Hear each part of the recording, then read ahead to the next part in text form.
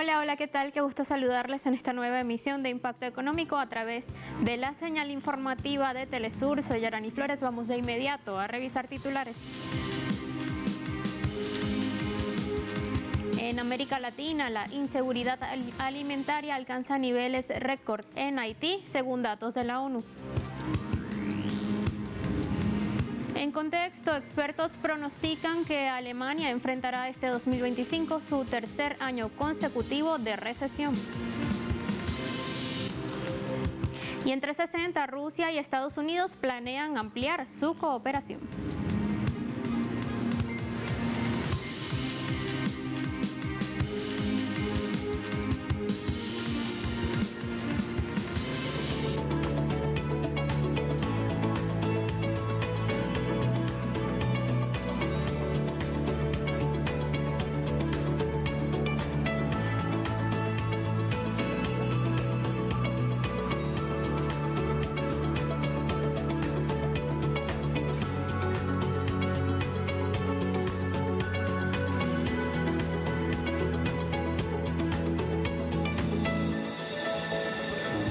Iniciamos nuestro recorrido en Haití. La Organización de Naciones Unidas advierte que en este país la inseguridad alimentaria alcanza niveles récord. Estadísticas revelaron que el 99% de las familias no se alimentan, incluso durante días, debido a la escasez de alimentos en la isla. Asimismo, denunciaron que las bandas criminales armadas continúan interrumpiendo el suministro de alimentos al cerrar carreteras y exigir sobornos a los camioneros, hecho que aumenta los precios y limita la capacidad de abastecimiento de los núcleos familiares. Las Naciones Unidas advirtieron que debido a la congelación de la financiación de Estados Unidos, es probable que la situación empeore en el país.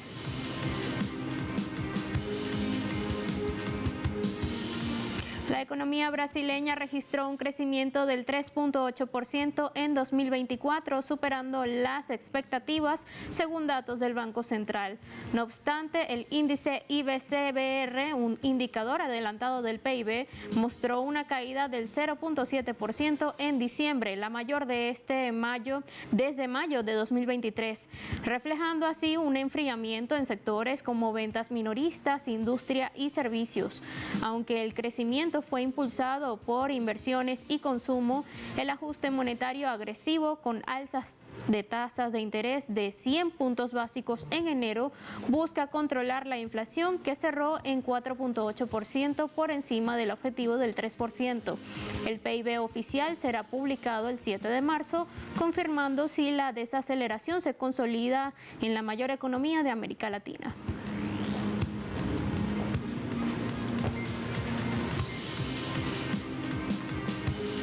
Y en Argentina continúa el escándalo a raíz de la criptoestafa promovida por el presidente Javier Milei. Un video filtrado revela cómo el gobierno y el canal Todo Noticias manipularon una entrevista para proteger al mandatario.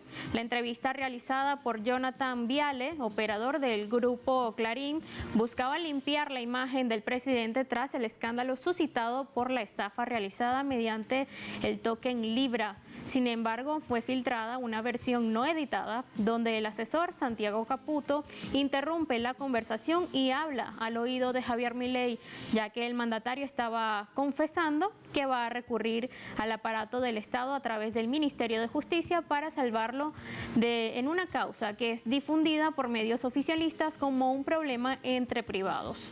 Luego de la interrupción, el entrevistador acepta la corrección y pregunta al presidente cómo seguir.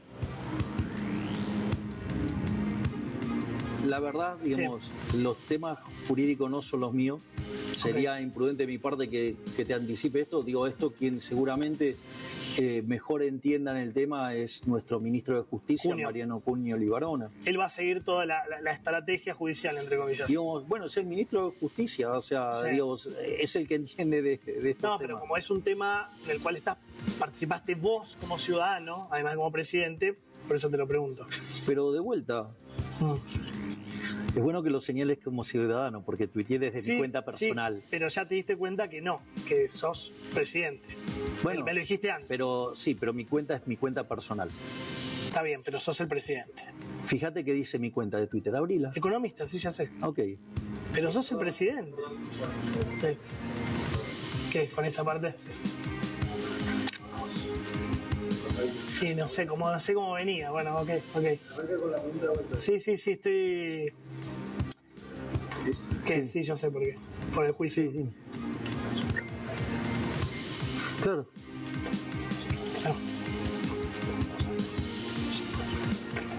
Claro, sí, obvio. Sí, yo entiendo, me doy cuenta, te puede traer un quilombo judicial. A ver, ¿cómo veníamos? No sé. Y volví a preguntar sobre Libra, qué sé yo. Dale, y sí, vuelvo desde ahí. Durante esta misma entrevista, el mandatario argentino minimizó el alcance de la estafa que habría afectado a unas 44.000 personas. No, voy a dos cuestiones. Primero, que es falso que sean 44.000 personas. ¿Cuántos son? Wait a minute. Lo primero que hay que entender es que ahí había muchísimos bots, por lo cual no son 44.000 personas de ninguna manera. Bots. Claro. En el mejor de los casos se trata de 5.000 personas. No importa, es mucha gente. Ok, digamos, cuando vos tenés en cuenta, que son nada más que 5.000 personas, y seguramente que diría, las chances de que haya argentinos es muy, muy remota. Lo que es muy importante entender es que son personas hiperespecializadas en este tipo de instrumentos. Es decir, dadas todas las dificultades que implicaba poder participar de este evento, ¿cuál es el punto? El punto es que vos tenías que ser un tipo hiperespecializado y estar recontra interiorizado en eso. Esto no es un tema menor. Asimismo, el jefe de Estado argentino calificó las inversiones en criptomonedas como una apuesta en el casino, subrayando que el Estado no tiene ningún rol en este ámbito, aun cuando fue él quien dio impulso a esta moneda. Dijo textualmente que no hizo nada malo y solo fue un entusiasta de la tecnología. Digamos que ninguno de los que estaban ahí ignoraban lo que estaba pasando. O sea, todos eran conscientes de lo que estaban ahí. No solo eso, porque la realidad es, si vos vas al casino y perdés plata, Sí. ¿cuál es el reclamo? Si vos sabías que, tenía esas características. Es decir, entonces es muy interesante que aquellos que participaron en ello, no solo que lo hicieron voluntariamente, es un problema entre privados, porque acá el Estado no juega ningún rol, que eso quede claro, y además lo hicieron voluntariamente. ¿Y está bien que el presidente lo promocione eso? Yo no lo promocioné, yo lo que hice, lo difundí. Bueno, es lo mismo. No es lo mismo, no es lo mismo. Bueno. Vamos a una primera pausa y al regreso en contexto, expertos pronostican que Alemania enfrentará este 2025 su tercer año consecutivo de recesión. Le contamos en breve, ya venimos.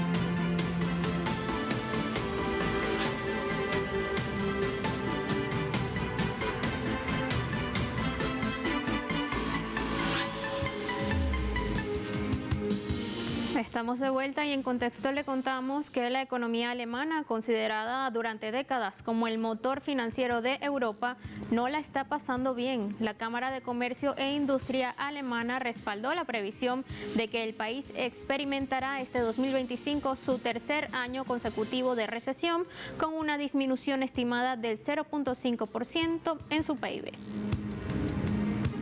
Una caída del Producto Interno Bruto de 0,5 puntos porcentuales sería el periodo de debilidad más prolongado en la historia reciente de Alemania desde el final de la Segunda Guerra Mundial en 1945, según indicó la directora gerente de la DIHK, Elena Melnikov. Este pronóstico se basa en una encuesta realizada a aproximadamente 23.000 empresas. Solo el 26% de las empresas encuestadas reportaron una situación empresarial favorable, mientras que las expectativas generales sobre las exportaciones también reflejaron una visión pesimista. Según la fuente, el informe también revela que solo el 22% de las compañías anticipan aumentar sus inversiones en 2025. En lugar de destinar más recursos a innovación y crecimiento, muchas empresas están enfocándose en preservar sus activos, lo que se interpreta como una señal de alerta sobre la competitividad. Efectivamente, la economía alemana cerró 2024 cumpliendo con las previsiones pesimistas que ya anticipaban los analistas. La contracción del Producto Interno Bruto al finalizar el año 2024 fue del 0,2%, tras una caída del 0,3% en el año anterior, según los datos publicados por la Oficina Estadística de Statis. De esta manera, se registraron 2 años consecutivos de recesión debido a la incertidumbre en la industria, la crisis energética derivada de la desconexión del gas ruso a bajo costo y los altibajos políticos, especialmente con las elecciones a la vista. Tampoco hay proyecciones favorables en términos de mercado laboral. Además, entre las principales economías europeas, Alemania ha sido la de peor desempeño. El país no ha logrado un crecimiento significativo en los últimos 4 años.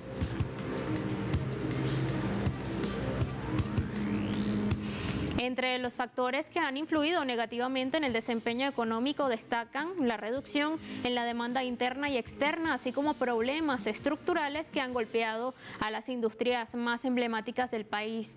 Las exportaciones, que tradicionalmente han sido un pilar de crecimiento, cayeron un 0,8%. El gasto en hoteles y restaurantes se desplomó un 4,4%. Los desembolsos en ropa y calzado disminuyeron un 2,8% a pesar del aumento de la renta disponible. La industria manufacturera, históricamente conocida como el corazón de la economía alemana, también experimentó una caída del 3% en su valor agregado.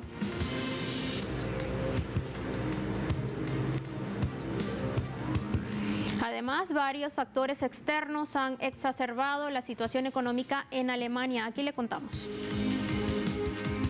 La pérdida del suministro de gas barato desde Rusia sin duda exacerbó los problemas energéticos, aumentando los costos de producción en industrias clave como la química y la siderúrgica. También se reflejó en un aumento del precio de la electricidad. En 2024, el precio de la electricidad en Alemania alcanzó niveles extraordinarios debido a diversos factores. El 12 de diciembre de ese año, por ejemplo, el precio del megavatio por hora subió a 936 euros en la Bolsa Europea de Energía, un incremento significativo considerando que el precio habitual oscila entre 60 y 100 euros. Este aumento estuvo relacionado con la baja producción de energías renovables, como la solar y la eólica, durante el invierno, lo que obligó a depender más de las centrales eléctricas de carbón y gas, incrementando así los costos. Asimismo, la competencia china en la industria automotriz también ha representado un desafío para Alemania. Las empresas chinas han incrementado su presencia en el mercado global, ofreciendo vehículos más económicos y con tecnologías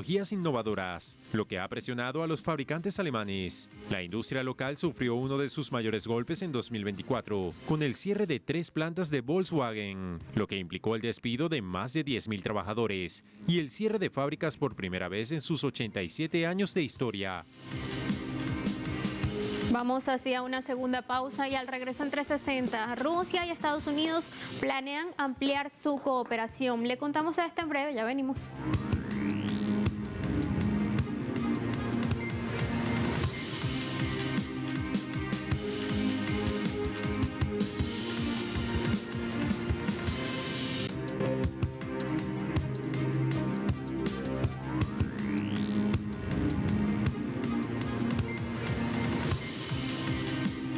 Estamos de vuelta en Economía 360. Tras sostener un encuentro en la ciudad de Riad, capital de Arabia Saudí, las delegaciones de Rusia y Estados Unidos establecieron acuerdos para el avance de sus relaciones bilaterales.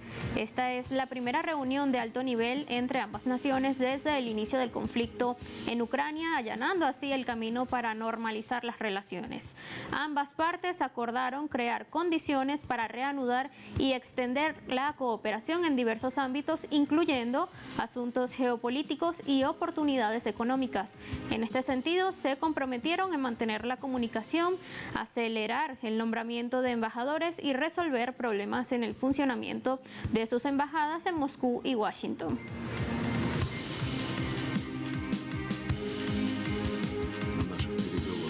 Que básicamente escuchamos en nuestras negociaciones con la delegación estadounidense cuando el representante de Estados Unidos, Marco Rubio, expresó la importancia en las relaciones bilaterales de que cada país respete sus intereses nacionales, y estamos de acuerdo con esto, aunque por supuesto estos intereses no siempre coinciden, y cuando no coinciden es importante coordinar estas divergencias sin permitir confrontaciones de tipo bélico u otros tipos, pero cuando estos intereses coinciden hay que hacer todo lo posible para aunar esfuerzos y realizar proyectos mutuamente beneficiosos tanto en las esferas geopolíticas como en el ámbito económico. Nos vamos a Reino Unido, donde más de 60 parlamentarios solicitaron al gobierno imponer un veto de manera totalitaria a los productos importados desde Israel.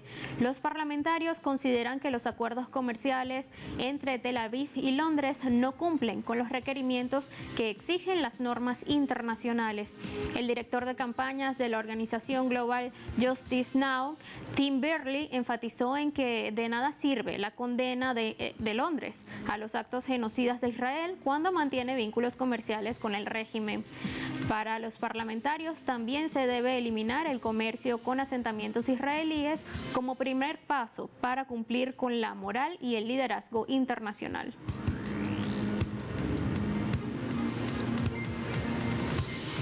Por otra parte, el gobierno de Israel convocó una licitación para construir cerca de 1.000 nuevas viviendas para colonos israelíes en la Cisjordania ocupada, pese a las masivas protestas a nivel internacional. El grupo israelí anti-asentamiento informó que la licitación es para construir 974 viviendas ilegales adicionales en el asentamiento de Efrat, al sur de Belén. Advirtieron además que la construcción de un barrio entero en el asentamiento de Efrat lo amplía en 644.000 metros cuadrados, lo que aumentará el número de colonos ocupantes allí en aproximadamente 40%. Mientras los residentes de los territorios ocupados se concentran en la liberación de los retenidos y el fin de la guerra genocida, el gobierno de Netanyahu está operando para destruir la posibilidad de paz y compromiso con el acuerdo establecido. En Canadá, empresarios e instituciones han comenzado a notar un descenso en las inversiones derivadas de las amenazas del presidente estadounidense Donald Trump de imponer aranceles a productos locales. El ex ejecutivo de la industria automotriz, Greg Mordu, advirtió que independientemente de si se aplican o no los aranceles, el daño ya está hecho y muchas empresas están considerando trasladar sus inversiones a Estados Unidos para reducir costos. Se estima que durante los próximos 4 años no habrá inversiones significativas en la industria automotriz canadiense. Sin embargo, una encuesta de la consultora KPMG reveló que casi la mitad de 250 empresas consultadas planean mover su producción a Estados Unidos. La economista jefa del Royal Bank, Frances Donald, señaló que la economía canadiense no está bien preparada para enfrentar un impacto de esta magnitud, ya que había señales de bajo crecimiento antes de las amenazas de Trump.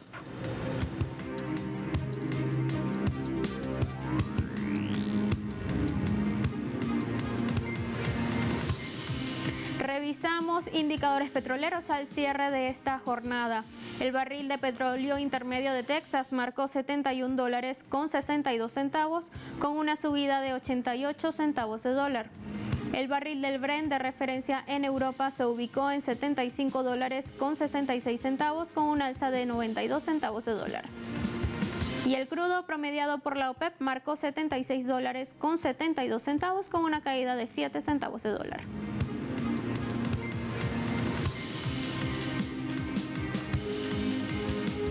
Así despedimos Impacto Económico. Como siempre, la invitación, manténgase atento a la pantalla de Telesur, comuníquese con nosotros a través de mi cuenta en X, @JFloresTLSur. Será hasta la próxima.